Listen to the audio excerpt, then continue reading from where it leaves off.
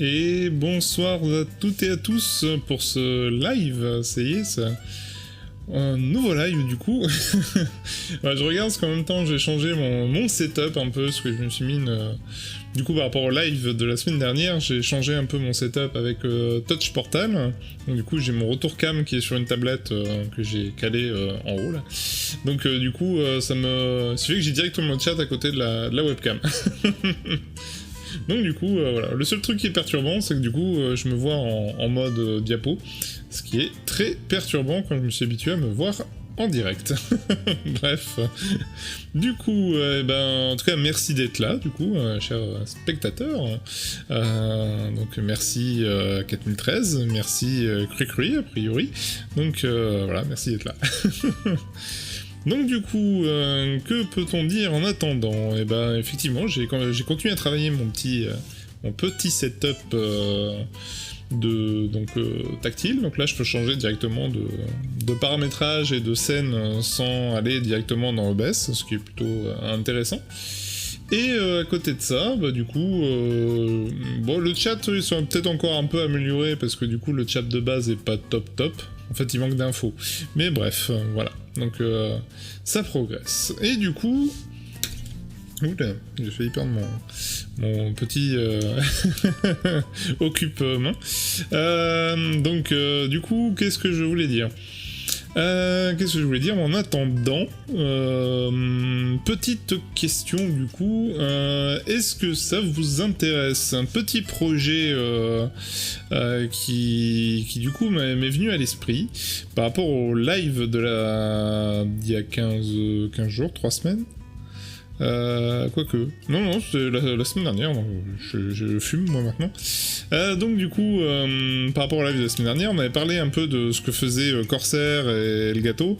Alors maintenant c'est surtout Corsair, et du coup il y a Corsair qui m'a inspiré une idée. Parce qu'ils vendent, je sais pas si vous avez entendu parler, enfin vu en tout cas, c'est des petites tours à LED, avec des LED de couleur, et du coup ça reproduit l'ambiance de couleur de l'écran. Du coup ça met une petite ambiance colorée. Et comme j'ai testé ça avec mon clavier, qui est aussi chez Corsair du coup, mais voilà, je fais pas de la pub, je suis pas du tout sponsor. Le jour où je serai sponsor, putain, je serais content. Bref. Donc du coup, j'ai testé en fait la partie, reproduction des couleurs de l'écran.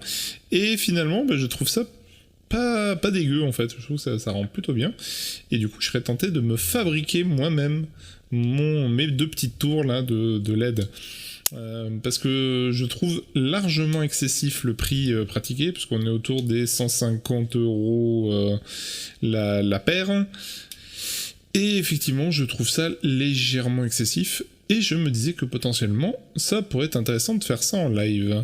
Donc du coup, voilà, je vous laisse choisir, me dire si ça vous intéresse, quelques lives, que je pense que ça risque d'occuper quelques temps. Parce qu'il faut développer du coup le programme pour Arduino, puis le programme sur PC.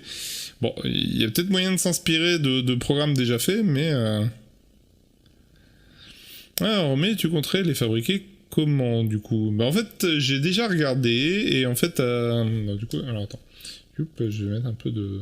Je vais remplir un peu au niveau son. Voilà. Donc du coup, j'ai déjà fait le tour un peu des différents composants. Donc en fait, il y a plein de types de LED différents, etc. Il y a les bandeaux de LED classiques, les bandeaux LED adressables, qui sont utilisés du coup majoritairement pour faire les couleurs sur les claviers, etc. Et aussi sur la tour faite par Corsair, hein. J'ai du mal à croire qu'ils utilisent autre chose. Et au final, du coup, c'est facilement pilotable par un Arduino. L'Arduino, on peut communiquer avec pour lui transmettre les couleurs qu'on veut, et on peut atteindre un débit largement suffisant pour faire au moins du 30 rafraîchissements par seconde. On pourrait même monter à 60 sans trop de difficultés. Voire même juste avec une petite bidouille pour faire en sorte que on réduise un peu la charge de transmission de données, mais normalement c'est plutôt largement jouable comme projet. J'ai déjà en fait à vrai dire parce que c'est un projet que j'ai envie de faire quand même, donc en fait que ça soit fait en live ou pas, en fait j'ai envie de le faire. Donc du coup j'ai déjà acheté le bandeau de LED adressable. Il y a déjà une lib qui existe pour Arduino. J'ai déjà mon kit Arduino que j'avais acheté il y a très longtemps et qui du coup va pouvoir me servir. Du coup je compte me baser là-dessus d'abord, me faire mon petit plateau pour faire les câblages, etc., gérer l'alimentation, parce que du coup c'est du bandeau un peu costaud que j'ai pris quand même, parce que c'est un bandeau qui fait du 144 LED au mètre. Donc c'est plutôt du bon, de la bonne densité, hein. Il y a que entre 2 et 3 mm d'écart entre chaque LED. Donc voilà, donc c'est plutôt une bonne densité, et c'est des LED RGBW. Donc ça veut dire qu'en fait il y a une diode RGB et il y a une LED, il y a une LED RGB et une LED blanche pour donner plus de puissance, surtout un vrai blanc, la possibilité de donner un vrai retour blanc. Donc voilà, donc en tout cas, ça serait un petit projet. Je me dis que là, pour meubler un peu les lives intermédiaires, puis en même temps, je me dis que ça pourrait être intéressant de faire un peu de dev en live. Parce que du coup, ça changerait un peu de la partie sysadmin. Parce qu'en fait, finalement, je trouve que c'est assez difficile de faire du sysadmin en live. Sur le papier, ça avait l'air sympa, mais en réalité, en fait, je me retrouve souvent coincé, soit par des bugs à la con, soit simplement, en fait... je travaille beaucoup avec des mots de passe, des machins, etc. Et en fait, à chaque fois, je suis en mode un peu flip sur tout ça. Et donc, du coup, je peux pas vraiment faire de la prod en live. Et le problème, c'est que faire les choses en double, c'est déjà chiant une fois, alors 2 fois. Ça me tente pas des masses. Bref. Donc, du coup, ça c'est... Donc, salut Cricri, j'avais pas vu ton message. Mais voilà. Donc, du coup, si ça vous intéresse, en tout cas, on peut à la limite en rediscuter... sur le Conquer World du coup, mais donc pour ceux qui connaissent pas, voilà, Conquer World, le serveur Discord, donc n'hésitez pas à rejoindre. Normalement vous avez le lien en dessous. Ouais, ouais, je fais la pub, hein, il faut bien.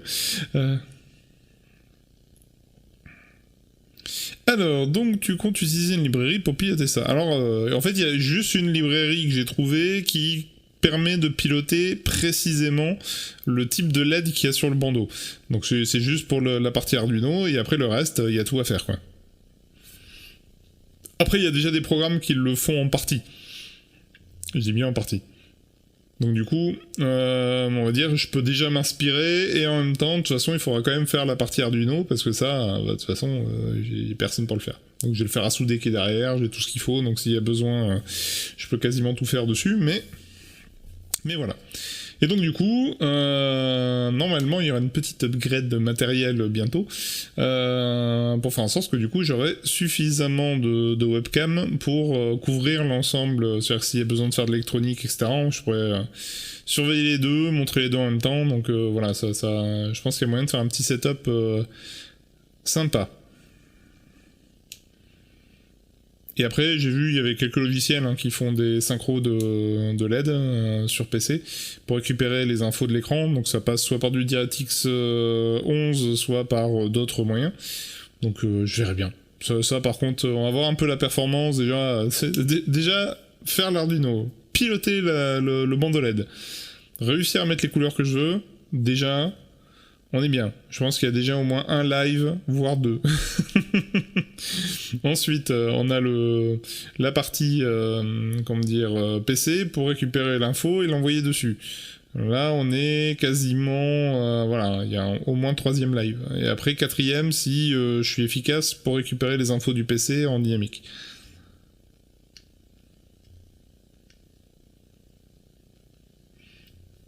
Bah, après, c'est clairement au niveau que programmation, on va pas être sur quelque chose de foufou en soi. Quoique la partie PC qui va récupérer les données de l'écran, là par contre, ça risque d'être un peu plus chaud à mettre en place.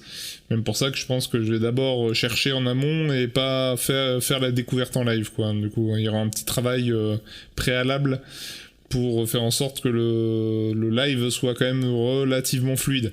Parce que bon, sinon ça va être la merde. Hein. Je vais passer une partie du live en mode... Donc non, je vais pas tenter ce terrain-là.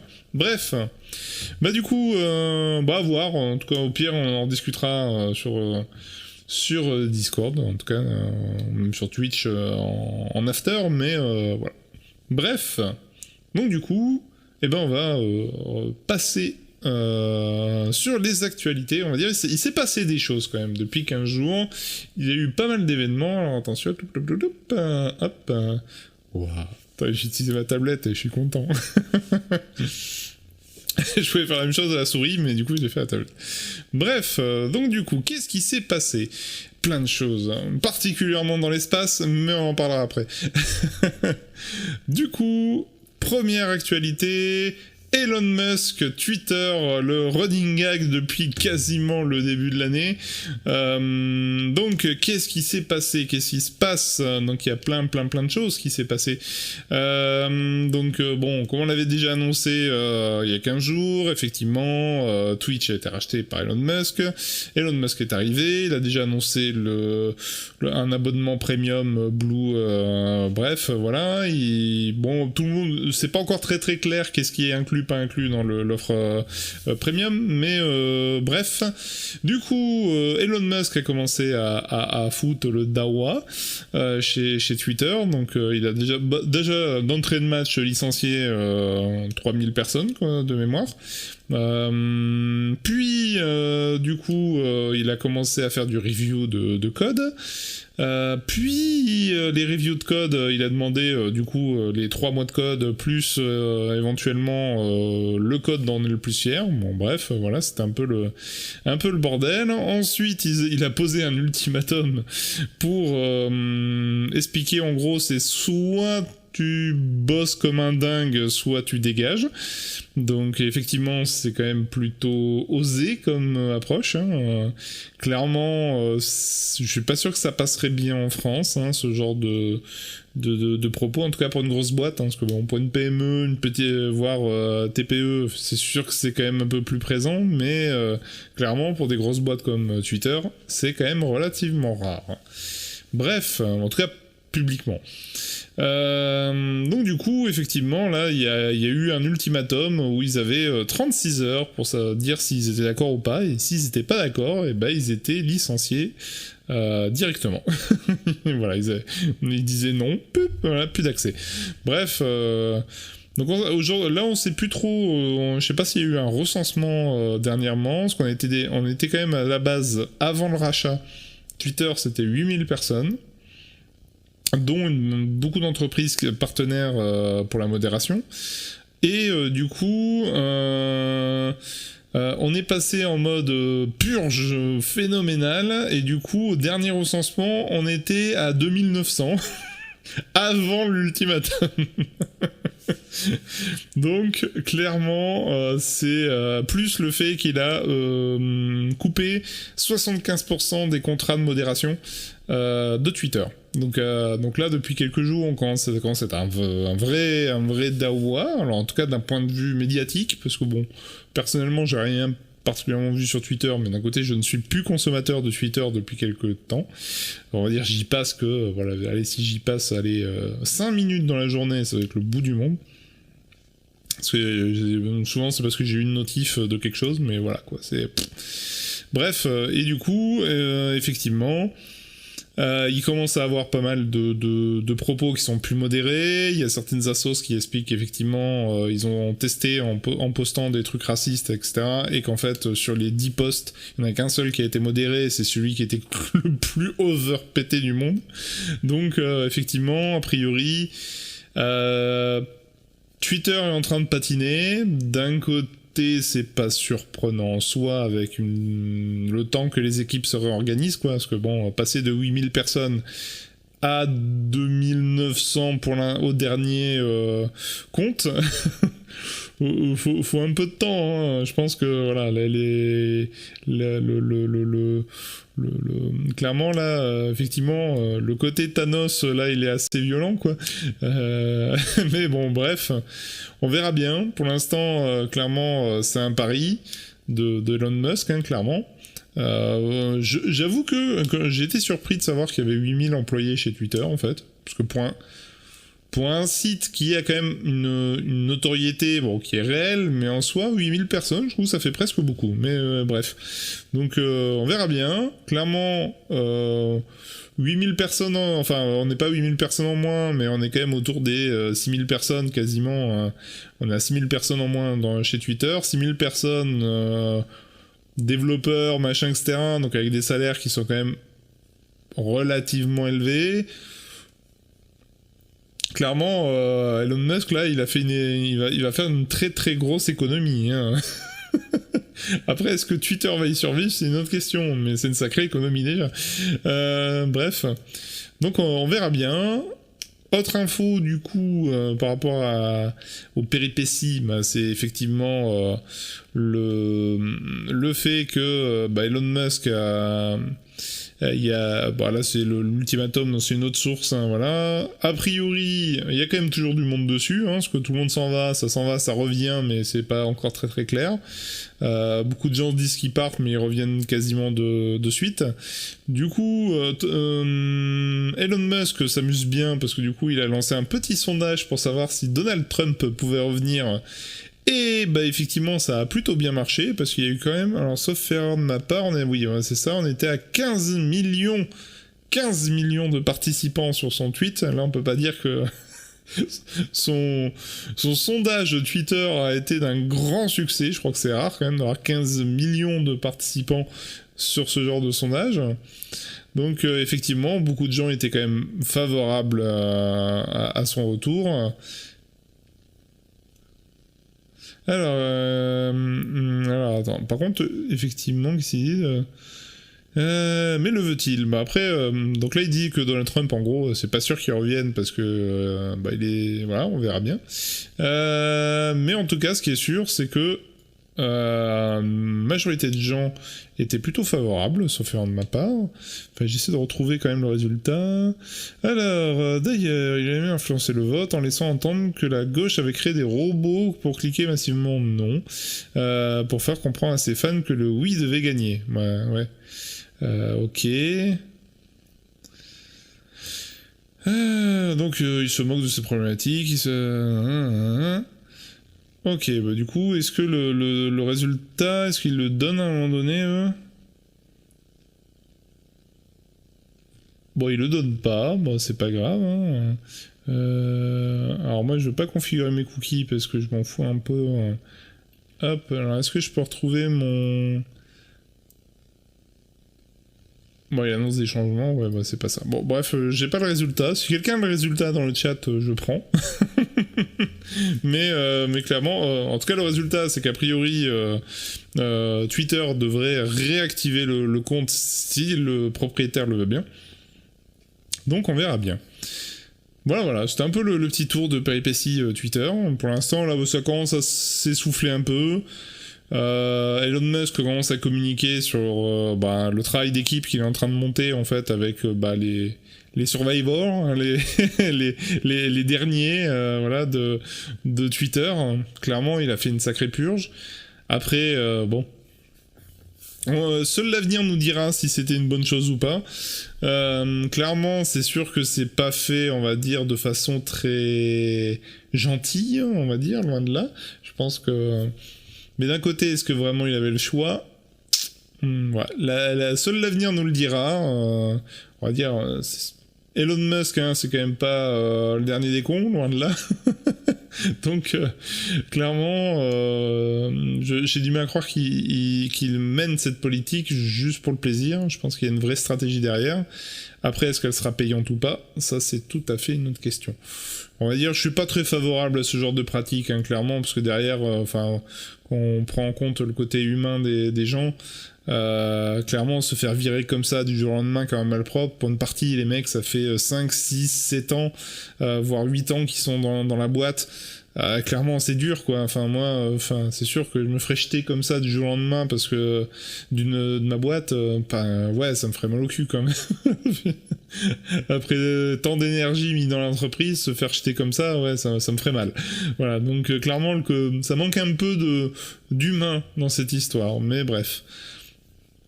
D'un côté, c'est pas un philanthrope, hein, c'est Elon Musk, hein, c'est un businessman, voilà, donc bon, on pouvait pas forcément s'attendre à autre chose. Bref, donc à voir, hein, je pense Elon Musk nous réserve encore pas mal de péripéties, je suppose, donc rendez-vous au prochain épisode. Bref, donc comme je disais tout à l'heure, effectivement, là, pour l'actualité suivante de Numérama,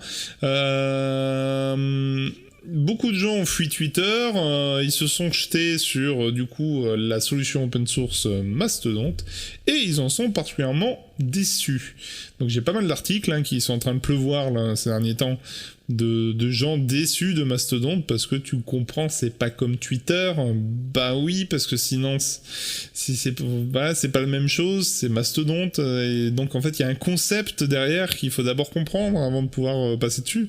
Alors oui, forcément c'est plus contraignant, oui, forcément c'est pas user friendly, mais bon, il y a des gens vraiment qui comprennent pas ce que c'est les solutions open source et décentralisées et le but d'être indépendant. Bah forcément être indépendant implique que c'est pas centralisé, donc si c'est pas centralisé, bah forcément la transmission de l'info est pas aisée.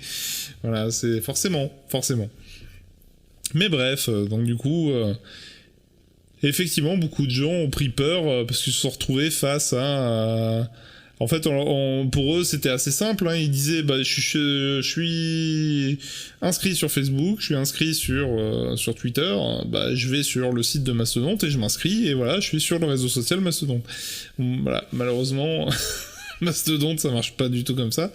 Donc, clairement, ils ont dû être un peu déçus. Parce qu'en fait, la première chose que tu vois quand tu vas sur le site de Mastodon, c'est le fait que tu peux t'inscrire sur plus de 3000 serveurs. Alors bon, pour les gamers, je pense que ça se comprend, tu vois, il y a ceux qui connaissent l'époque Mumble, machin, etc. Il y a ceux qui font le lien, entre guillemets, entre les serveurs Discord, etc. Voilà, à la limite, ils comprennent un peu dans ce sens-là, mais effectivement, pour des gens qui ont que connu Twitter, Facebook, et qui ne sont pas des joueurs de jeux vidéo, clairement, pour eux, c'est un autre univers. Mais bref, clairement, bon, c'est... Pour un Mastodon, il y avait du potentiel. Après, il y a une partie des critiques où je suis assez d'accord, parce que quand on voit un peu le gros des critiques, c'est la notion de qui a mes données, qui les a pas, parce qu'effectivement, du coup, tu as des serveurs indépendants. Comme c'est des serveurs indépendants, du coup, tes données dépendent de celui chez qui tu t'es inscrit, parce que c'est lui qui possède tes données, du coup. Donc est-ce que ça te convient, ça te convient pas, voilà, faut accepter ça. Ou sinon, il faut se l'héberger soi-même. Alors à vrai dire, moi pourtant qui adore installer mes propres solutions, machin, etc. Bon, je l'ai fait déjà, Mastodon, je l'ai fait même 2 fois, voire 3. Alors pourquoi 3 ? C'est parce que, en fait, au fur et à mesure des mises à jour, j'ai ma machine qui était flinguée, donc du coup je perdais tout mon mastodonte parce que corruption de données, le machin impossible à remettre en marche. Support de la communauté, zéro. J'avais jamais personne qui me répondait à mes problématiques sur Mastodon, donc du coup je me retrouvais planté avec un Mastodon qui marche pas. Voilà quoi, ça sert à rien du coup, à un moment donné je laissais tomber. Puis après, voilà, j'ai retenté plusieurs fois, et au final, c'est lourd, c'est chiant à mettre en place, et en plus, effectivement, il y a pas non plus masse de monde, il y a quand même plus de monde sur Twitter, de façon centralisée que Mastodon, c'est une certitude. Même si ça s'est amélioré avec le temps, ils ont mis en place les systèmes de relais, qui fait que effectivement tu peux plus facilement t'interconnecter avec les différents serveurs, mais globalement c'est à la marge, et clairement il y a pas grand monde non plus sur Mastodon, donc bon, Clairement, c'est une alternative qui n'en est pas réellement une aux yeux de gens qui connaissent strictement rien dans ce genre de solution et qui du coup, forcément, ne peuvent pas s'y retrouver. Mais bon. Bref, clairement, Mastodon, c'est lourd. Oui, forcément, oui, excuse-moi. Oui, c'est lourd. Tout à fait. Mais du coup, clairement, au niveau technologique, c'est intéressant à mettre en place. Mais peut-être qu'un jour, si j'ai une communauté de dingue, peut-être que je relancerai un mastodonte juste pour déconner. Mais ça sera juste pour déconner, quoi, en fait. Parce que c'est pas viable dans la durée. Ou peut-être que d'ici là, ce sera viable. Mais bon, franchement... c'est un marché de niche. Voilà, faut pas se le cacher, c'est un marché de niche qui a pas vocation à être autre chose. C'est comme Peertube, c'est comme... c'est quoi déjà c'est en fait Mastodon, Peertube, etc. ça utilise le même protocole. Et il y en a un troisième pour de la photo qui est un équivalent d'Instagram.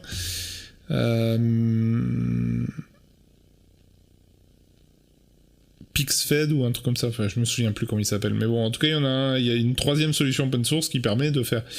Mais sur le papier c'est quand même vachement intéressant je trouve, parce qu'au final on se retrouve, t'as la possibilité d'avoir 3 réseaux fédérés qui est l'équivalent des gros GAFAM d'aujourd'hui, c'est-à-dire que t'as l'équivalent de Twitter, Facebook, t'as l'équivalent d'Instagram, et t'as un équivalent de YouTube full open source et full fédéré, donc sans contrôle centralisé.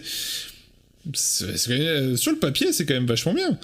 Mais effectivement, c'est quand même difficilement... hop, on va basculer sur le full cam.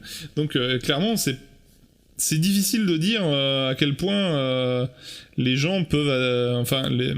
pour adhérer à ça, en fait, il faut déjà s'y connaître pas mal. Donc du coup, c'est quand même pas top non plus, quoi. Donc à voir, clairement, on va pas se mentir. Je pense que ça fait des années qu'il y a ce yo-yo.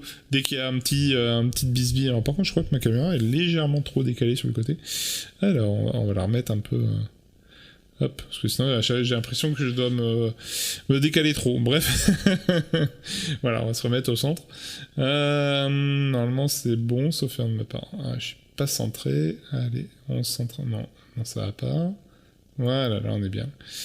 Donc du coup, voilà. Bref, c'était la petite info du coup réseau social, mais c'est pas fini quand même, parce que je pense que vous avez toute l'affaire autour de Twitter a complètement effacé une news qui est bien plus énorme, en tout cas au niveau licenciement que Twitter. Et ben il y a aussi... Du coup, hop, on rebascule sur la caméra complète, sur le screen complet. Donc, Meta, donc Facebook, a licencié 11 000 personnes. À côté, Elon Musk, là, c'est... c'est pipiché à côté, quoi. 11 000 personnes ont été licenciées de Facebook.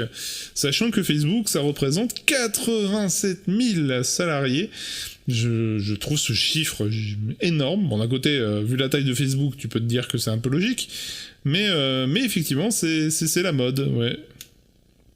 C'est la mode, oui, effectivement. Et du coup, c'est quand même 13% des effectifs. T'as 13% des effectifs qui se sont fait virer. Donc, clairement, c'est un séisme presque, parce que faut s'imaginer que derrière ça, alors c'est vrai que j'ai pas trouvé, mais je crois qu'il y a Microsoft aussi qui a fait ça aussi, je crois. Il y a eu un licenciement aussi chez Microsoft. Alors attends, normalement, ouais,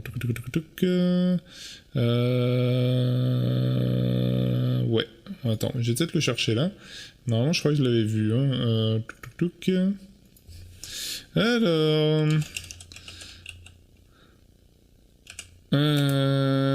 donc, ouais, on va mettre Microsoft. Alors...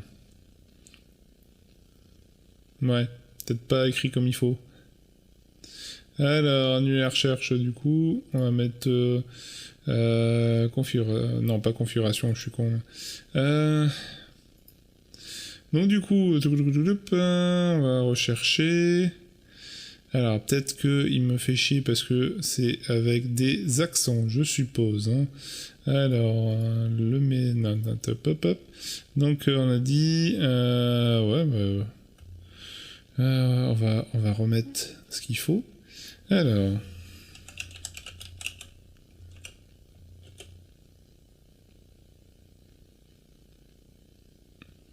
Alors, 2012, donc 2022 plutôt, chez Singapore Airlines, bon d'accord. Mais du coup, j'ai pas les actus qui sortent. Ah, mais attends, peut-être qu'ils cherchent à l'endroit où je suis. Donc peut-être que si je vais plus globalement, ils vont m'en trouver d'autres. Alors, Elon Musk... Ok, donc peut-être que cette fois-ci, ça marchera mieux. Rechercher, licencier... Microsoft.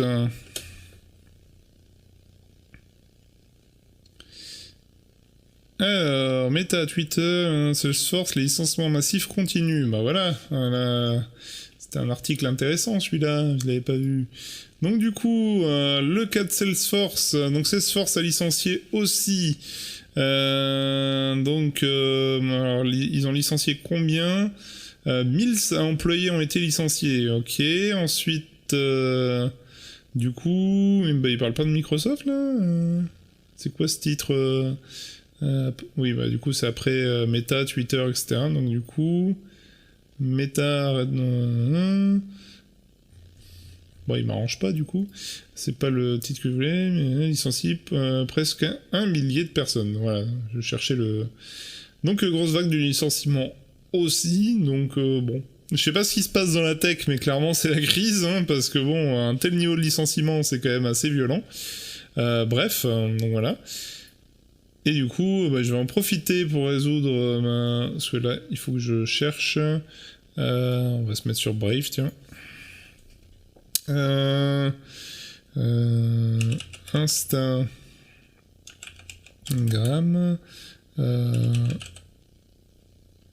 Open source. Alors c'est Federate. Alors PixelFed, voilà. Je savais bien que il y avait un pixel dans le terme, donc c'est PixelFed.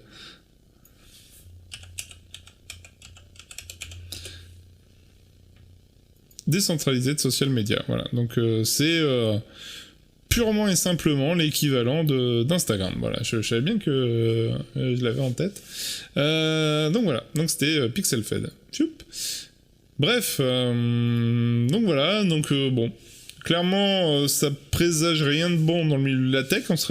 Est-ce qu'on serait aux prémices d'une l'explosion d'une bulle, voilà, parce qu'on a quand même, c'est vrai que j'ai pas pris d'article là-dessus parce que c'est vrai que je maîtrise pas assez le sujet sur la partie crypto-monnaie, donc mais clairement là en ce moment c'est un peu panique, la panique sur les marchés de crypto-monnaie. A priori il y a une des grosses boîtes qui a fermé et fait faillite, donc clairement c'est assez violent quoi.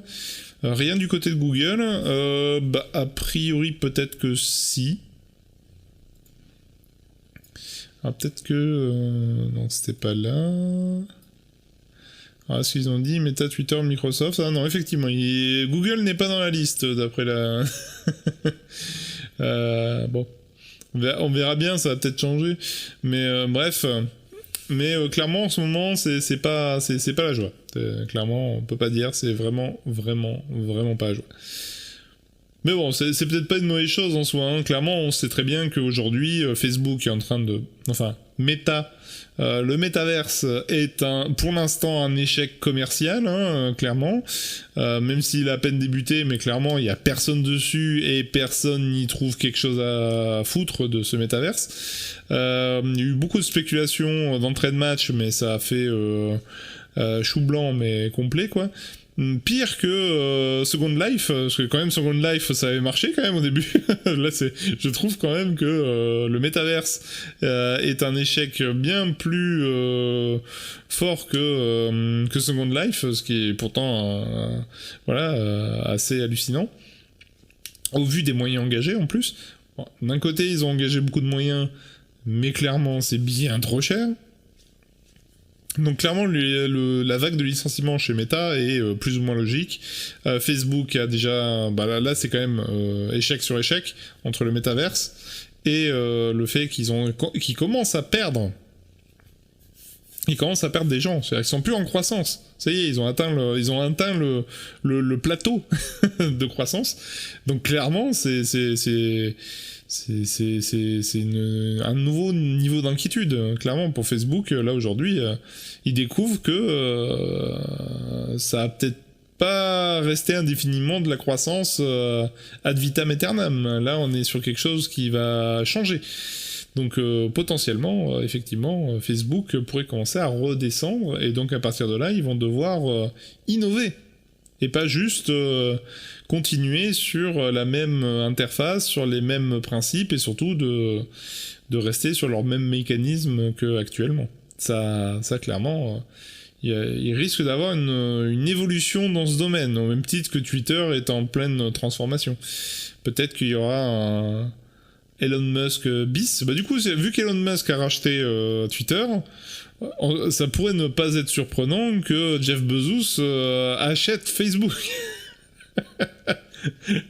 J'en serais même pas surpris. Voilà, parce que là, c'est clairement, il y a un concours de milliardaires là qui est en train de se faire. Hein, parce que au final, t'as Jeff Bezos, Elon Musk et comment il s'appelle l'autre ?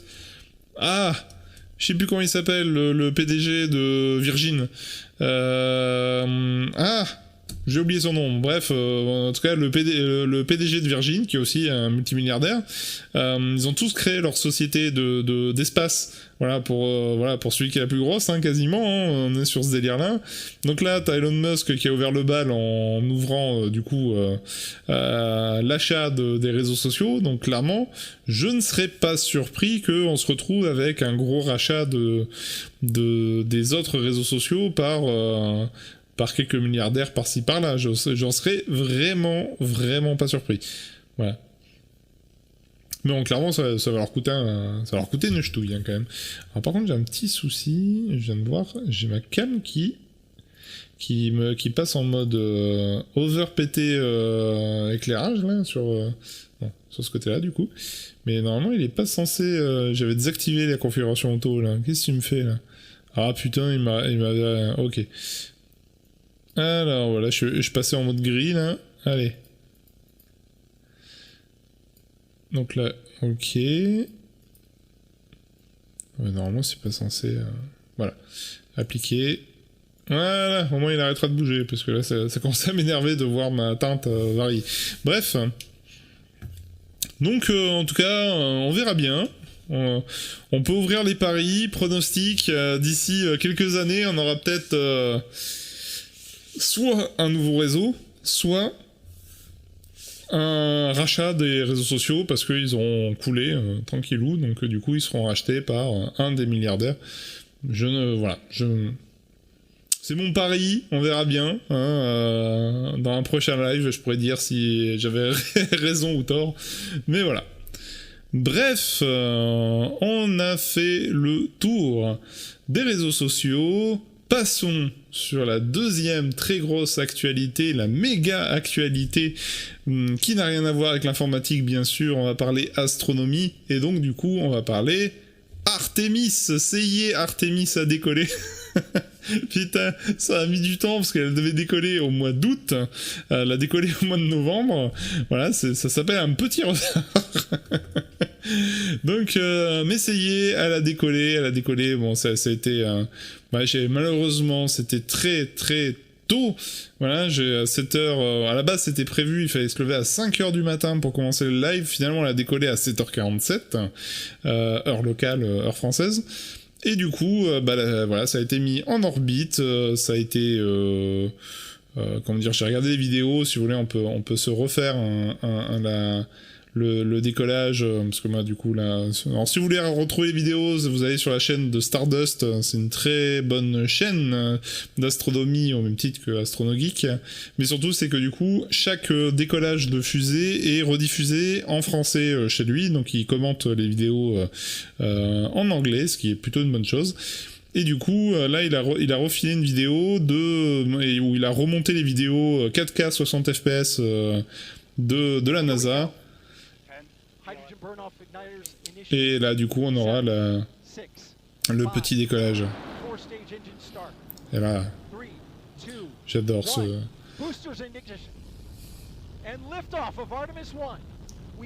Ah, la caméra, quoi. Pauvre caméra. Alors, du coup, l'endroit où c'est le plus pété, c'est à cet endroit-là, quand même.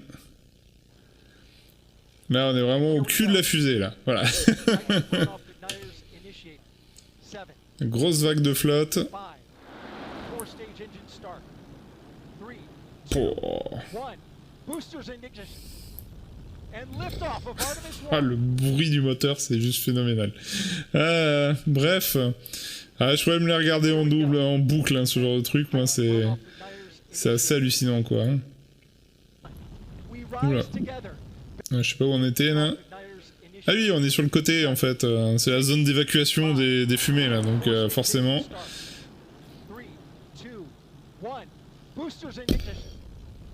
Moi. Ah la vache. Voilà, bref. C'est quand même assez impressionnant. Ah, vous l'avez pas vu celle-là? Attends. Il y en a une directement sur la fusée? Ah, je l'avais pas vu celle-là. Rocket Cam. Ah, bah celle-là, faut la voir.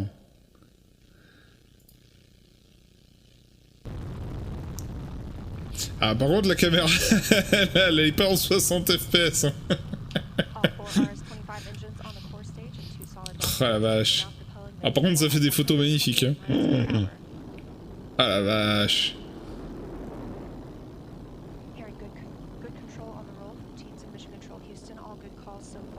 Oui, mais c'est là où on se rend compte de la vitesse, hein, quand même, hein, putain. C'est... fou. Bref. Allez, on va se passer... Je suis désolé, là, c'est un peu... c'est du porno d'astronomie. Ah, c'est assez incroyable. Bref, moi, j'adore ce genre de contenu, je suis désolé, voilà, c'est... Et du coup, pour finir sur Artemis, hein, donc normalement ça va se produire, ça s'est déjà produit, c'était aujourd'hui, hein, du coup, donc parce que Artemis c'est la fusée, on est bien d'accord, du coup il y a le vaisseau Orion qui était du coup à son sommet dans la coiffe, qui avait pour objectif du coup d'aller faire le tour de la Lune. Donc clairement Artemis, pour recontextualiser un peu, c'est le projet américain pour remettre le pied sur la Lune, mais surtout c'est d'y mettre le pied définitivement. Donc l'objectif étant que on ait de nouveau une base sur place. Hop, on va repasser mode full cam. Donc du coup le but c'est vraiment d'avoir une base lunaire. Donc il faut une grosse fusée, ce qui a été le but d'Artemis, hein, parce que en fait les autres launchers comme SpaceX avec etc. C'est des petits missiles en comparaison, parce que là Artemis a pour objectif d'envoyer du lourd, de gros équipements.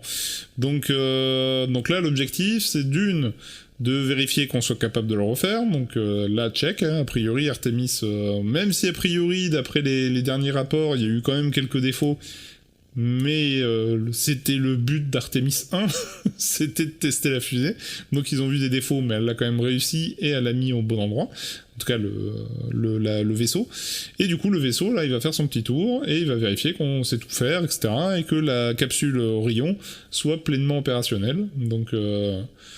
a priori, ça devrait être le cas. Donc, du coup, le but, c'est vraiment, et de toute façon la NASA l'a annoncé, là il y a eu un article, je crois aujourd'hui, la NASA part du principe que d'ici 10 à 15 ans, on aura des habitants sur la Lune. Oh, c'est c'est optimiste, hein, mais clairement le but est là, et clairement il y a une course. Là, on peut dire, hein, là pour l'instant il y a la guerre en Ukraine, donc clairement ça écrase complètement ce sujet-là, mais il y a une vraie guerre entre les Américains et la Chine pour les premiers à installer une base là-bas. Hein. C'est un peu... voilà, bon, clairement, les Américains ont un peu d'avance, mais clairement, les Chinois, ils y mettent le paquet aussi. Hein. Donc, clairement, il y a une vraie bisbille qui est en train de se faire, là. Donc, bon... Clairement, il y a un objectif là. Hein. On est sur un contexte un peu équivalent de la guerre froide où les Russes et les Américains se tiraient la bourre pour le premier qui arriverait là-bas. Voilà. Donc là, on est un peu sur le même délire hein, entre la Chine et les Américains de l'autre. Donc clairement, là, ils y mettent le paquet. Il y a autant le côté acteur public avec Artemis et la NASA que SpaceX, que Rocket Lab, que... comment il s'appelle il y a Rocket Lab et deux autres encore. Je sais plus comment il s'appelle. Mais il y a celui qui fait il y a une des entreprises qui va faire des fusées, comment dire, en impression 3D. Et le troisième, c'est la fronde de l'espace. Et donc eux c'est carrément en fait ils veulent faire en sorte de pouvoir envoyer des satellites sans fusée, ce qui en soi est un sacré concept avec vraiment une fronde géante. Voilà, tu fais tourner tout et ils projettent du coup la fusée via ce système-là. Et a priori, en plus, ça a été validé. Donc, a priori, ils vont commencer à faire de plus en plus gros, de faire un bâtiment plus grand, parce que le prototype a été validé. Et donc, du coup, ils ont déjà des commandes, etc. Donc, a priori, ça devrait se faire aussi. Et du coup, ça serait beaucoup moins consommateur d'énergie. Et du coup, en fait, c'est le bâtiment qui balance le projectile. Donc du coup, il faudrait qu'une toute petite fusée, en fait, on est presque sur le petit missile, où il y a, en fait, le gros de l'énergie est transmis par la fronde, et ensuite, tu as une petite fusée juste pour faire l'alignement et la mise en orbite,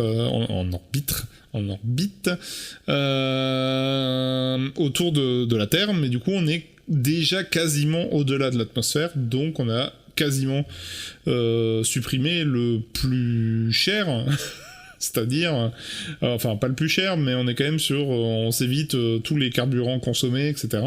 Ce qui serait quand même une sacrée évolution, croisé en plus avec un réacteur à fusion, et là on a quasiment un lanceur dans l'espace qui coûterait pas cher, voilà, qui coûterait que dalle en fait.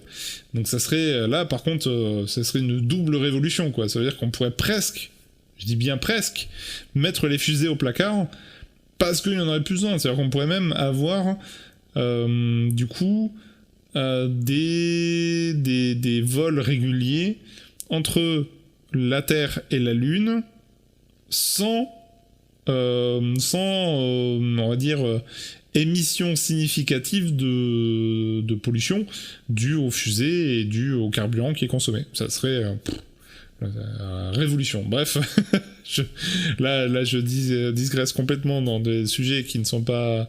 Voilà, mais bref, donc du coup... j'ai complètement dévié. Artemis est arrivé du coup autour de la Lune aujourd'hui.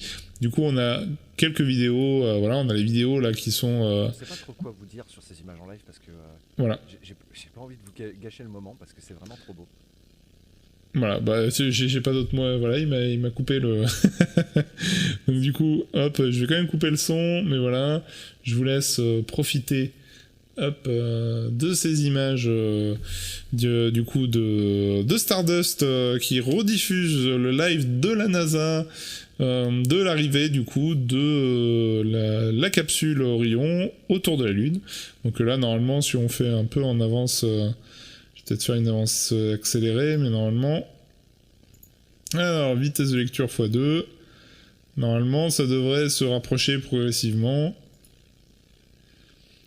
Voilà, donc là, normalement, hop, je crois que... Ah bon, on a perdu le signal. Alors ça, c'est une vue 3D. Et donc là, on est revenu sur la vue. Voilà, donc vous voyez, elle est de plus en plus grosse. Voilà, c'est tout. Je sais pas, je me pose la question de savoir, est-ce que elle va passer... donc là, on n'a plus d'image après. Est-ce qu'elle va vraiment passer... Non, après, c'est que des images 3D. Est-ce qu'il reste des images après réelles? Ouais, bah, y a pas grand chose de plus. Bref, bah voilà, on a fait le tour. On a fait le tour de la partie espace. Ça n'a pas l'air super utile. Alors, redonne-moi le contexte de cette phrase. Ça n'a pas l'air super utile.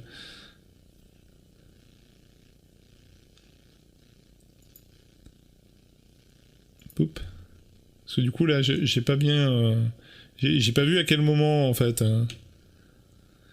La guerre entre Américains et Chinois, bah c'est pas utile. Est-ce qu'une guerre est utile? C'est... Ah, pour le... Bah, d'un point de vue géopolitique, si, parce que si les Chinois posent une base avant les Américains, clairement, ça serait...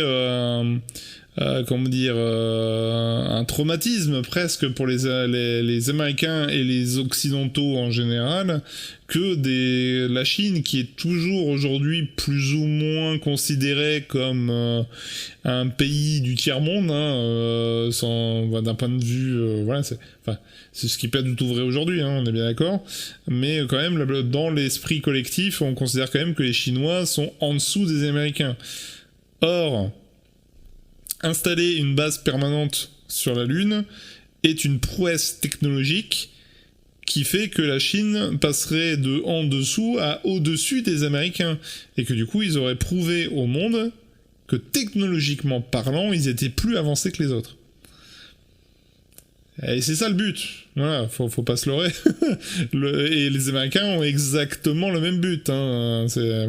C'est de prouver au monde que ils ont toujours la capacité à être les meilleurs dans la technologie. Voilà, clairement, c'est effectivement, on est plutôt sur un concours de qui est la plus grosse, mais c'est malheureusement toujours été un peu le cas. Donc du coup, voilà. Mais après, ça permet aussi de grandes avancées technologiques. Donc bon, est-ce que c'est bien, pas bien? Là, il faut rentrer dans un grand... Là, c'est une rédaction de philo. Hein.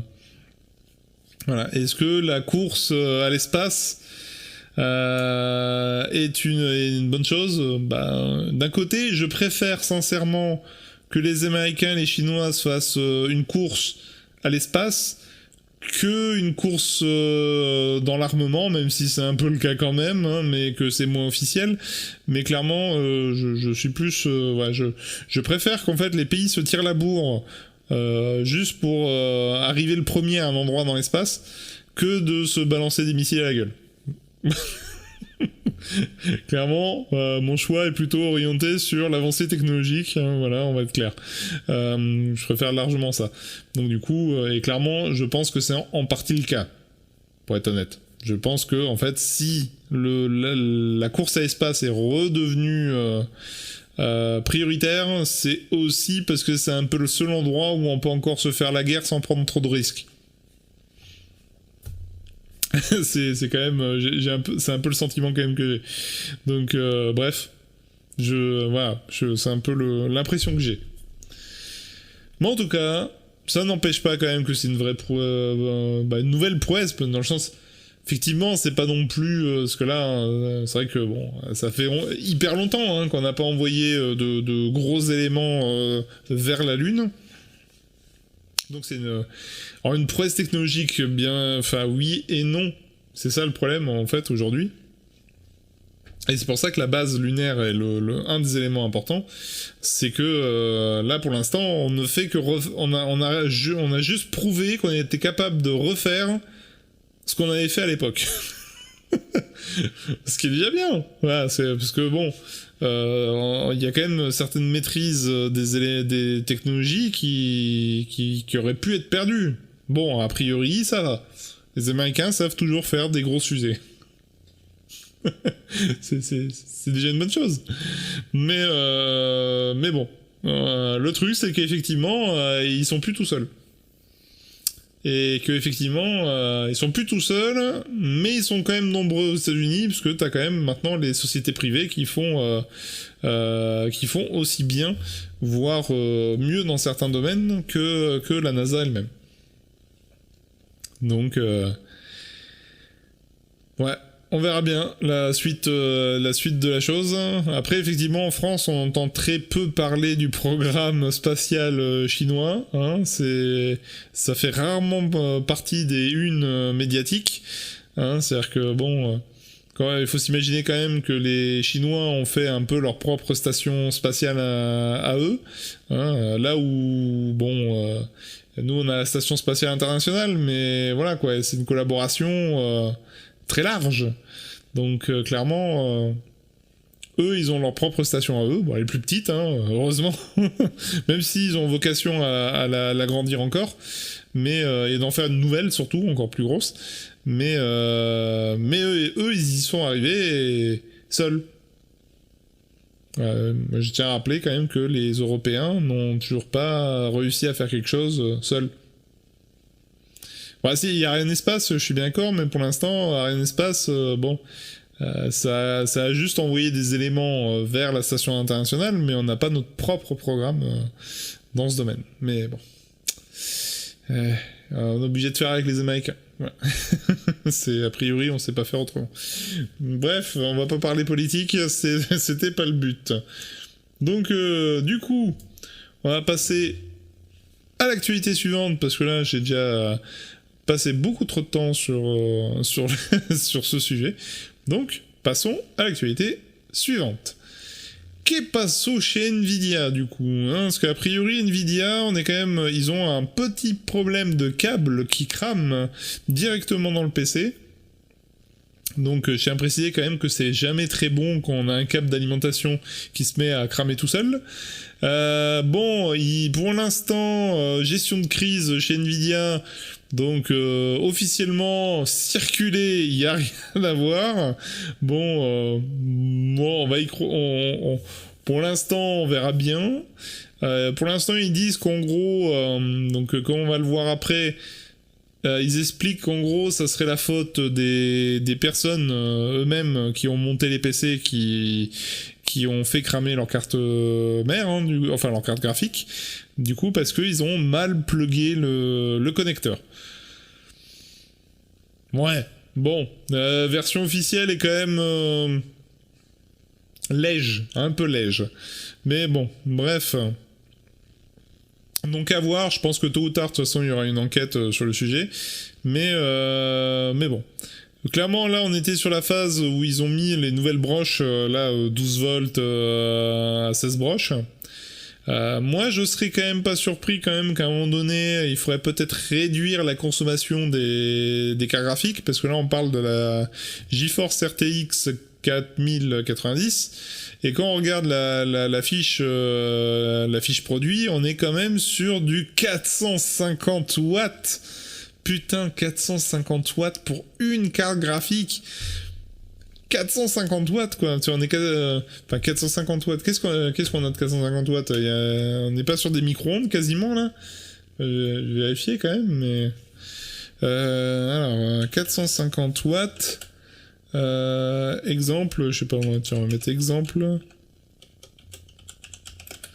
d'appareil. Alors, qu'est-ce qu'on a à 450 watts?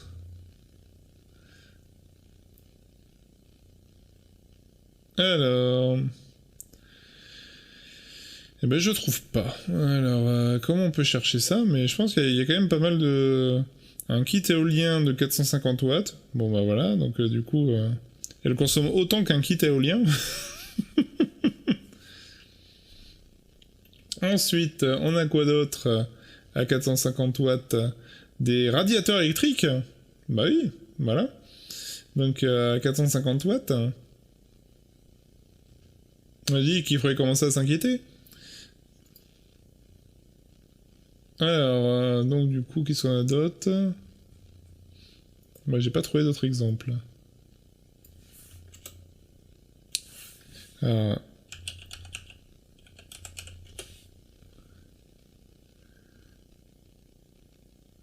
Non, c'est 450 watts. Ah bah, une clé à choc électrique, une visseuse électrique, 450 watts. Mais par contre, c'est quand même une clé à choc. Alors, qu'est-ce qu'on a d'autre? Bon voilà quoi, on a fait un peu le tour. Enfin, on a quand même pas mal d'appareils. On a des puissances nominales. Bah voilà, par exemple, un aspirateur. Hein, voilà. Je trouve que quand même, pour une carte graphique, hein, on parle bien. Hein, donc 450 watts, je trouve ça complètement over-abusé. Mais bon, bref, on verra bien. Je pense que clairement, c'est à un moment donné, faut optimiser vos pros, quoi, les gars. Hein, et que ce soit Nvidia, AMD, hein, parce que AMD est pas mieux dans ce domaine. Hein, mais clairement, si tu commences à avoir des cartes graphiques qui te bouffent du 400 à 400, 500 watts, et que t'as des processeurs à 300, 400 watts, enfin, à un moment donné, il va falloir des alims à 1200 watts pour juste un processeur, une carte graphique. Je tiens à préciser qu'à une époque, avoir une alim autour des 900 ou 1000 watts, c'était pour mettre un processeur et voir 2, 3 ou 4 cartes graphiques. Hein. Bon, plutôt 2, hein, je dirais, mais 2 ou 3. Mais quand même, on avait... là, aujourd'hui, t'as une alim 1200 watts, quasiment, t'as juste mis un CPU et une carte graphique, quoi. Faut arrêter de déconner. Là, c'est quoi? C'est trop. C'est beaucoup trop. Donc, clairement, là, il va falloir qu'il y a... qui change de fusil d'épaule, hein. Parce qu'à un moment donné, la facture d'électricité va être énorme, hein, d'avoir un PC bientôt. Hein. Ça va être 15 balles par mois d'abonnement juste pour payer l'électricité, quoi. C'est... c'est quand même impressionnant.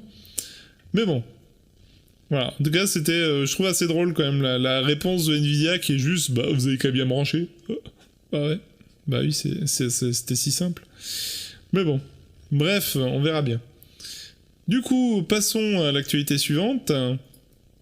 Hop, donc là on repasse côté marseillais. Donc un câble internet de 45 000 km. Non, je me demande presque s'il n'y a pas une erreur, mais voilà. Et du coup, Marseille devient un énorme hub mondial d'internet.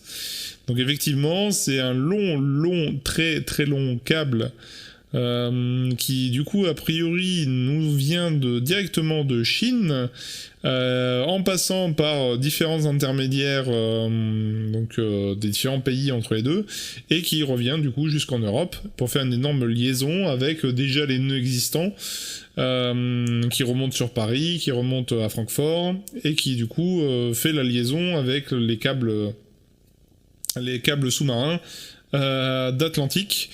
Et voilà. Donc du coup, Marseille devient vraiment un point très très très important. Donc là, a priori, c'est un câble qui permet 180 terabits par seconde, ce qui est plutôt pas mal, hein, ça fait un bon débit.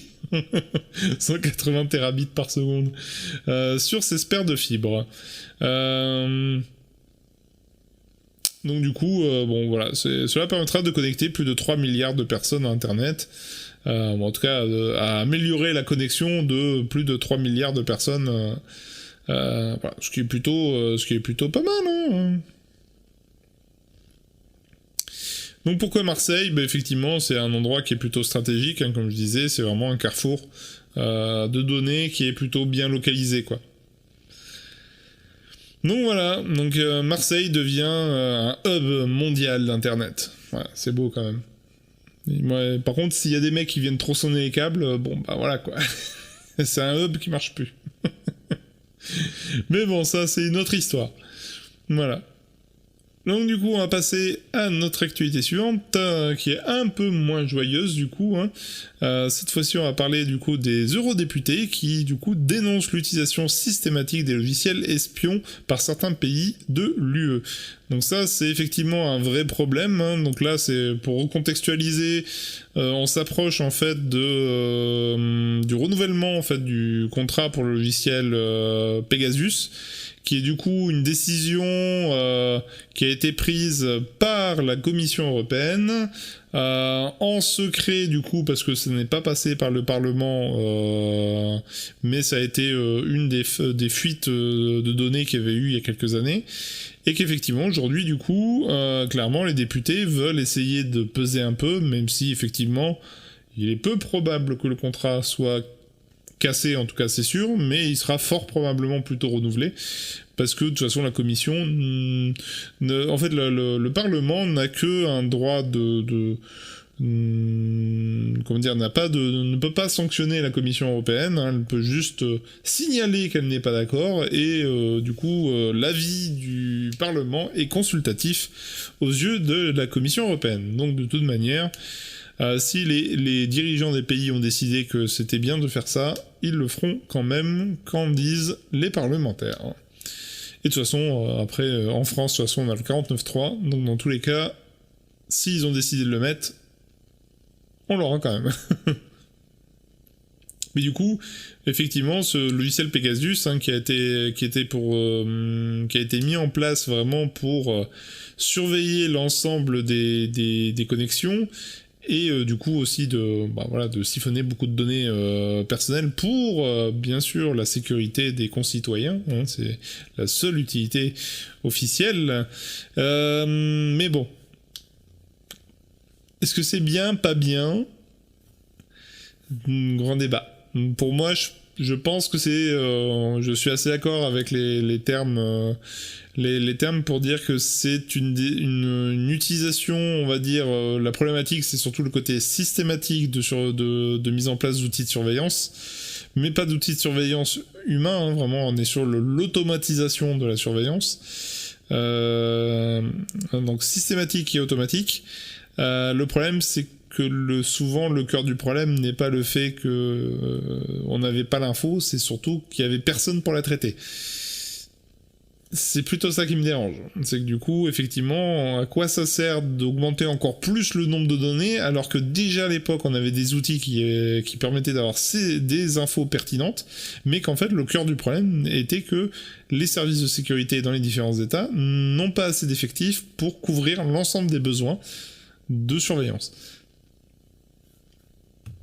Il faudrait peut-être recruter plutôt que d'augmenter la quantité de données. C'est plutôt ça, moi, que j'aurais tendance à dire. Mais bref. Donc du coup, effectivement, les parlementaires, en général, les parlementaires européens, je vais pas leur enlever ça, parce que bon, je pense que pour moi, le Parlement européen, quand même, a pas une grande utilité dans son mécanisme actuel, mais au moins, on peut pas leur enlever une chose, c'est qu'ils se sont quand même souvent opposés aux textes vraiment problématiques. Mais bon, malheureusement, il y a toujours eu la porte dérobée derrière de la commission qui permet en fait d'appliquer quand même les textes. Donc de toute façon, voilà. Donc les gars ils sont sympas, mais bon, ils servent pas à grand chose du coup. Mais bon, en tout cas ils le dénoncent, c'est déjà bien. Ils pourraient ne pas le dénoncer, donc c'est déjà ça. Bref. Donc du coup, on verra bien, parce que c'est en mars 2023 normalement que le contrat s'achève pour Pegasus, donc on verra bien ce qui se décidera à ce moment-là. Donc ce sera l'occasion peut-être de faire un live à ce moment-là. Du coup, passons sur quelque chose de plus joyeux, je sais pas trop, mais voilà, donc Blizzard annonce le retrait de Chine, donc surprenant, choix même... très très surprenant.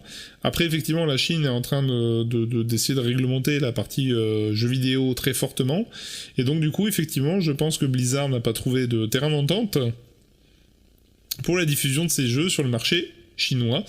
De surcroît ils font une croix sur un marché qui est quand même non négligeable, donc est-ce que ça présage une vraie tendance de séparation du marché chinois au vu de la situation actuelle? Clairement, je pense que ça serait pas surprenant hein, qu'il y a quelques jeux politiques qui sont rattachés derrière. Donc après, c'est peut-être temporaire du coup, parce que c'est possible aussi qu'en fait, pour l'instant, c'est juste de la négoce, mais qu'à terme, on revienne dans une période plus stable et que du coup, le Blizzard pourra revenir sur le marché chinois. Est-ce que ça attend aussi peut-être potentiellement le rachat par Microsoft et que du coup en fait ça fait partie de l'élément dans la balance qui a joué en la défaveur du maintien des contrats? C'est possible. D'après l'article effectivement clairement on n'a pas a priori ça s'est très très très très mal passé. Mais personne n'ose le dire. En tout cas, le discours officiel, c'est qu'ils n'ont pas trouvé de terrain d'entente.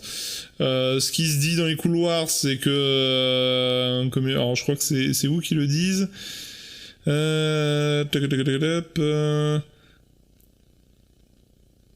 Donc, du coup, où est-ce que j'ai lu ça?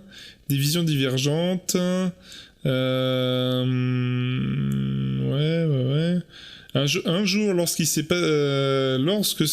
qui s'est passé dans les coulisses pour être raconté, les développeurs et les joueurs auront une compréhension d'un tout autre niveau de l'ampleur des dégâts qu'un con peut faire. Voilà. Donc ça, c'est du coup un des partenaires, un des membres de la discussion du coup de la négociation qu'il y a eu entre Blizzard et du coup, comment il s'appelle déjà la boîte Ace. Bref. Voilà. Donc clairement, a priori, ça a été vraiment, vraiment dur. Donc bon. On verra bien. Peut-être un jour, on aura un leak de ce qui s'est passé dans cette réunion. Bon, j'ai du mal à y croire, mais puis je pense que d'ici quelques mois, tout le monde s'en foutra. Donc voilà. On verra bien, mais ça veut dire que Blizzard va se retirer du coup du marché chinois. Ce qui, effectivement, ils vont faire une croix sur quand même un sacré pactole. Mais bon, d'un côté, je pense que là, aujourd'hui, on est plus dans la phase de rachat par Microsoft, et du coup, ça sera plutôt Microsoft qui aura la patate chaude en attendant. Et effectivement, Microsoft n'est pas forcément en honneur de sainteté sur le territoire chinois, loin de là. Donc bon, on verra bien ce que ça présage à l'avenir. Après, c'est peut-être pour ça que l'accord n'a pas pu se mettre en place, du coup. Parce que, effectivement, Microsoft est beaucoup plus dur dans ses accords. C'est possible, en tout cas. Bref. Donc, du coup, suite au prochain épisode, a priori, la déconnexion était prévue le 23 janvier pour l'arrêt des services. Donc, je pense qu'il y aura peut-être d'autres décisions d'ici là. Donc, voilà. Donc passons à l'actualité suivante alors. Autre actualité, donc le deepfake. Donc Intel a annoncé le fait qu'il arrivait à repérer les deepfakes, ce qui serait plutôt une très très bonne chose, parce que clairement c'est un élément qui risque d'être très problématique et qui l'est déjà au vu de certaines utilisations en temps de guerre. Il y a eu quelques deepfakes qui ont traîné en fait sur les réseaux dès le début de la guerre en Ukraine, donc clairement c'est un élément qui n'est pas négligé. Sachant que, comme il le signale dans l'article de ZDNet, c'est que, effectivement, la plupart des gens ne prennent pas le temps de vérifier si la vidéo est vraie ou fausse, et surtout, c'est d'autant plus quand cette vidéo est particulièrement clivante ou pas. Donc, et ça, c'est effectivement un vrai problème qui est plus... sensibilisation, etc. Sujet très complexe, hein, parce que sensibiliser sans faire peur, c'est pas évident, surtout sur ce genre de sujet. Parce que bon, pour comprendre le risque que représente le deepfake, il faut forcément aller dans des sujets qui peuvent être quand même graves. Donc, du coup, effectivement, ça a tendance à faire peur. Donc, et le problème, c'est que faire peur, c'est pas une bonne chose non plus. Parce qu'il faut pas en avoir peur non plus. Donc du coup, à voir. Mais effectivement, si Intel est en train de avoir de nouveaux outils, alors après, tout système de détection est faillible. Donc là, effectivement, ils ont expliqué en fait comment fonctionner. Excusez-moi, il est 23h, j'ai un coup de fatigue. Donc du coup, ils repèrent le flux sanguin qu'il y a sur le visage, parce qu'il y a toujours en fait une légère variation de la couleur de peau, donc dû au flux sanguin.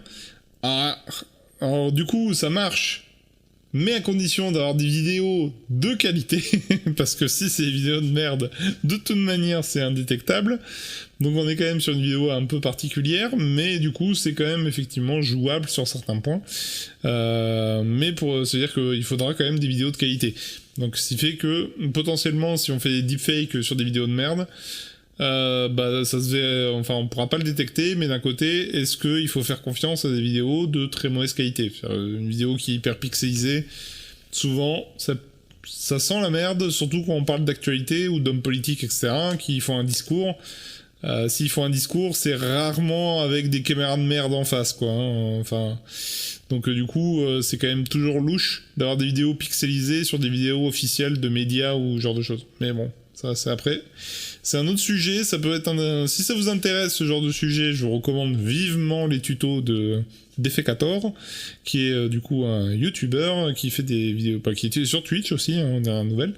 Et du coup, il y a quelques vidéos tutos où il explique un peu comment débunker, défaker, comme il dit, les vidéos de ce genre. Donc du coup, voilà, je vous recommande.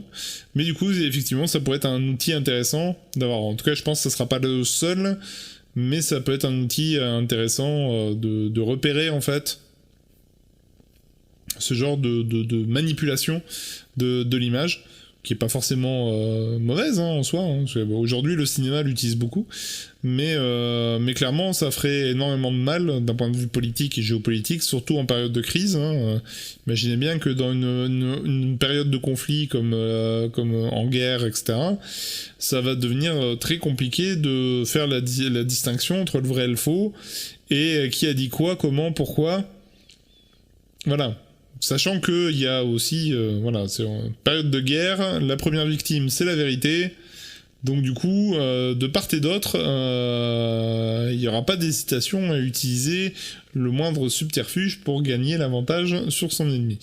Donc du coup, clairement, ça va être très compliqué, donc ça serait bien, effectivement, c'est bien que Intel, en tout cas, développe ce genre d'outils. Je pense qu'ils sont pas les seuls, mais clairement... des outils automatiques qui permettent de détecter ce qui est fake et pas fake est déjà plutôt une bonne chose. À voir à l'avenir, parce que clairement, je pense que il y a quelques petits malins qui vont s'amuser à corriger rapidement ce petit défaut d'afflux sanguin, parce que je pense qu'ils cherchaient pas à ce point-là à ressembler à la vidéo d'origine. S'il faut le faire, je pense que ce sera pas forcément le plus hardos de rajouter ce petit détail dans les vidéos. Donc effectivement, il est possible que cette détection soit déjà en passe d'être obsolète. Donc on verra bien. L'avenir nous le dira. Pour le moment, les outils ont toujours réussi à détecter les deepfakes. Oui, en partie. Après, le problème, c'est que le deepfake, là, comme ils disent, là, ils ont atteint un taux de précision qui est quand même assez élevé. Après, effectivement, il y a des deepfakes qui sont assez grossiers, qui sont facilement détectables. Après, t'as des deepfakes qui sont bien faits, hein, et qui sont difficiles de repérer. Et ça, effectivement, la technologie, de toute façon, s'améliore, donc à un moment donné, il y aura vraiment une énorme difficulté à faire la différence. Surtout, comme je disais, dans des contextes de crise. En fait, avec le recul, on sait forcément le détecter. Mais avec le recul. Le problème, c'est que dans des situations où on ne pourra pas se permettre d'avoir ce recul, là, ça va devenir très compliqué. Mais clairement, voilà, et c'est le but de ce genre d'outil, c'est effectivement qu'on puisse tuer dans l'œuf, entre guillemets, la magouille. Après, clairement, ça empêchera pas forcément le fait que des personnes vont y croire, etc. Et ça, c'est encore tout autre sujet à un tout autre niveau. Mais bon. Moi, en tout cas, je pense que c'est quand même une bonne chose qu'ils travaillent là-dessus. Après, à terme, de toute manière, ça sous-entend aussi que il faudra trouver d'autres moyens de certifier les contenus, que ça soit audio ou vidéo, de valider le fait que c'est bien la personne qui a parlé et pas quelqu'un d'autre. Et parce que là, pour l'instant, on trafique... le fait de trafiquer la voix avance bien aussi dans ce domaine, mais pour l'instant il y a encore une marge de progression, mais clairement la vidéo a avancé plus vite que l'audio, mais à terme, effectivement, il faudra se méfier, on fera se méfier de tout en fait, hein, là-dessus, tant qu'on n'aura pas trouvé une technologie plus fiable. Après, clairement, je pense que l'ordinateur quantique aura peut-être pour apporter son aide de façon très significative dans ce processus de détection le jour où l'ordinateur quantique sera opérationnel, ce qui n'est pas encore tout à fait pleinement le cas. À voir si un jour je fais une vidéo sur l'ordinateur quantique, là, putain, il va me falloir sacrément la préparer celle-là. Mais en tout cas, ce qui est sûr, c'est que voilà, faut toujours se méfier de ce qu'on voit, jamais faire confiance au premier contenu qui passe sous le nez. Voilà, c'était la morale du jour. Bref, passons du coup à l'actualité suivante et finale du coup, parce que j'avais pas fait gaffe, je pensais qu'il m'en restait 2, donc j'avais accéléré un peu le pas, mais du coup c'était une petite dernière actualité, comment on peut le dire, positive ou pas positive. Nous sommes aujourd'hui 8 milliards d'êtres humains sur la planète, ce qui est, j'irais presque incroyable.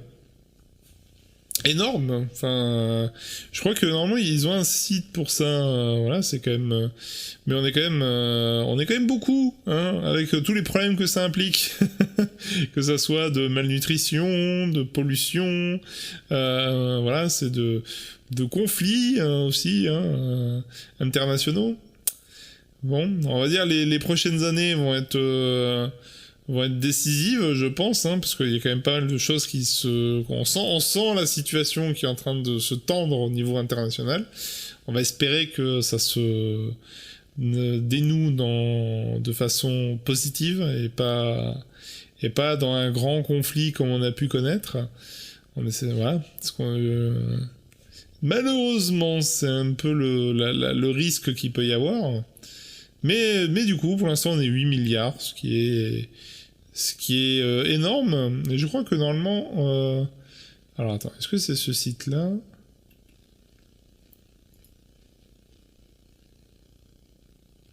Alors, diffé sur la population, donc du coup, pour l'instant, ils estiment qu'on sera bientôt 10 milliards, mais du coup, je crois qu'il y avait un site, hein, normalement, hein, sauf faire de ma part.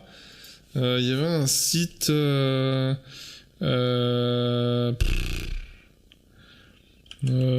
nombre... ouais, d'habitants sur Terre. Ouais. Hop. Il n'y avait pas un site population mondiale en 2017. Voilà, je crois que c'est celui-là. Donc voilà, on est 8 milliards, 8 milliards, 1 209 620, 630, 640. C'est presque les enchères. Donc il y a plein de naissances et il y a aussi des décès, hein, malheureusement. C'est toute l'histoire de l'humanité.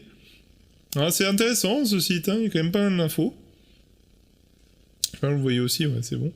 Donc du coup, effectivement, dépenses gouvernementales mondiales de soins médicaux aujourd'hui. Donc aujourd'hui, 15 milliards 885 millions 200 400 500 600. Putain, qu'est-ce qu'il y a comme dépenses, hein. Ah là là, c'est... Ensuite, qu'est-ce qu'on a comme dépenses dans le monde aujourd'hui ? On a dépensé 10 milliards 677 millions 800 000 et des brouettes dans les dépenses de l'éducation. Et ensuite, on a dépensé dans le monde, dans l'armée, 4 milliards 623 millions 500 000. Et voilà. Voitures produites, il y a plein de voitures, hein. Ouais, c'est intéressant, hein. c'est marrant comme ordinateur vendu. Cette année, il y a eu 212 millions d'ordinateurs vendus. Putain, c'est vrai que là comme ça, j'aurais pas parié sur le chiffre. Hein.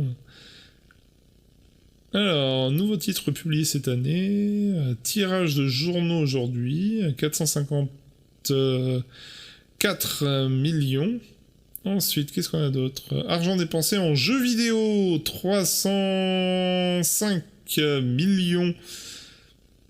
C'est beaucoup, 305 millions aujourd'hui.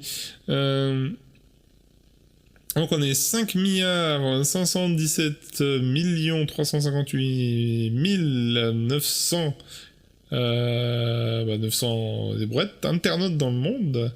Et il y a 281 milliards 700 millions d'emails aujourd'hui. Et ben dis donc. Et 8 899 000 articles postés dans les blogs. Et 868 millions de tweets. Et bah putain. Eh ben. Donc 868 millions de tweets avec des effectifs très réduits. Ben voilà, c'est assez drôle comme chiffre. Hein. C'est vrai que j'avais jamais été voir en fait le site, ce site-là. Et effectivement, c'est plutôt intéressant. Un décès dû à AD cette année. AD, d'accord. Décès du AD. C'est intéressant comme... je crois qu'ils ont eu un petit souci sur la traduction.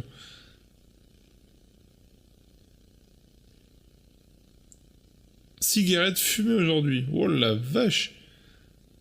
Ah ouais, il y a autant de fumeurs dans le monde. C'est beaucoup, hein.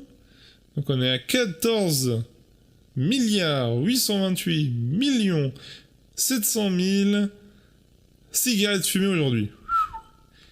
Qu'est-ce qu'il y a comme fumeur, hein? Dingue ça, hein? Dépenses pour la drogue cette année. 356 milliards 140. Ah la vache. Ah, ouais, on se rend pas compte hein, quand même, hein, c'est fou. Et donc il y a eu 1 200 000 morts sur les routes cette année. Ouais, soyons positifs. Donc on va revenir sur quelque chose de positif. Il y a eu cette année 119 millions de naissances, ce qui est une bonne chose. Ouais, c'est plein de bonheur et de joyeuseté. Il y a eu 359 000 naissances aujourd'hui. Voilà. Et donc on est 8 milliards. Donc on va souhaiter aujourd'hui, voilà, que voilà, on fait tous partie de ces 8 milliards, on fait tous partie d'un tout, tous des êtres humains, tous imparfaits, tous inégaux. Mais on est tous ensemble et c'est ça qui compte, en espérant qu'on s'annihile pas bientôt. Voilà. C'était la dernière phrase de cette review d'actualité. Voilà, c'était voilà. Donc n'hésitez pas si vous avez des questions et autres. Voilà, j'avais pas forcément énormément de choses à vouloir traiter particulièrement aujourd'hui, hein, j'avoue. Mais du coup, entre Twitter et Artemis, effectivement, ça a bouffé une bonne partie du temps. Mais bon, c'était des sujets qui me tenaient à corps, en partie au cœur plutôt. Surtout Artemis, hein, parce que Twitter, je m'en foutais un peu, mais bref. Voilou. Et ben en tout cas, merci d'avoir suivi ce live du coup. J'espère vous retrouver bientôt. En tout cas, n'hésitez pas à vous abonner, liker, tout ce qu'il faut. De rejoindre éventuellement Conquer World, hein, le serveur Discord de la commu. Vous avez tous les liens en bas. Tiens, en parlant de ça, hop, on va passer mode full cam. Ah, c'est pratique hein, quand même, j'ai mon petit écran là, je suis très content de mon setup. Donc voilà. Bref, du coup il y aura une petite mise à jour. Normalement le son sera peut-être, je dis bien peut-être amélioré. Parce qu'en fait j'ai trouvé par hasard un petit module USB qui permettrait de faire des miracles a priori. Donc et du coup, il permettrait de supprimer ce bruit parasite qui me casse les couilles depuis des années sur mon boîtier d'acquisition. Et du coup, a priori, ce petit machin me permettrait de faire des miracles. Donc du coup, c'est un peu ma dernière chance de pouvoir supprimer ce bruit parasite là. Et si ça marche, effectivement, ça me permettrait d'enfin avoir un son pur et clean. Et surtout du coup d'enlever ce bidouillage que j'ai fait sur ma voix pour pouvoir supprimer mes 2 parasites sur 1 kHz et 2 kHz. Et à partir de là, du coup, j'aurai un son qui sera plus intéressant, enfin en tout cas il sera de meilleure qualité, et du coup, voilà, ce serait une bonne chose. Et du coup, normalement, j'aurai aussi une nouvelle webcam. Wouhou! Donc, normalement, je serai moins flou comme vous pouvez le voir dès que je bouge. Normalement, j'aurai du coup une caméra toute fluide. Ça va faire... Vous allez pouvoir me voir en haute définition presque. Bon, ce sera pas de la 4K, hein. J'ai pas pris 4K, c'est trop cher, puis ça sert à rien de toute façon. Donc, donc je vais rester en 1080, c'est bien. 1080, c'est bien. Donc, du coup, voilà. Mais en tout cas, voilà. Normalement, il y aura des petites évolutions, et puis à la limite, si vous voulez, on discute sur Conquer World de cette histoire de LED, du coup. Voilà, si ça vous intéresse ou pas. Après, au pire, je ferai ça dans un coin, et je vous montrerai le résultat dans un live, à la limite. Ça peut marcher aussi, hein, à vrai dire, il n'y a pas forcément besoin de tout faire en live. Donc, de toute façon, je pense qu'il y a une partie qui va se faire en off, parce que ça va être long et chiant pour une partie des trucs à faire, donc voilà. Bref, et sur ce, si vous n'avez pas de questions, et moi je vous dis du coup bonne soirée, et à bientôt du coup, conquérantes et conquérants. Allez, ciao. Fin.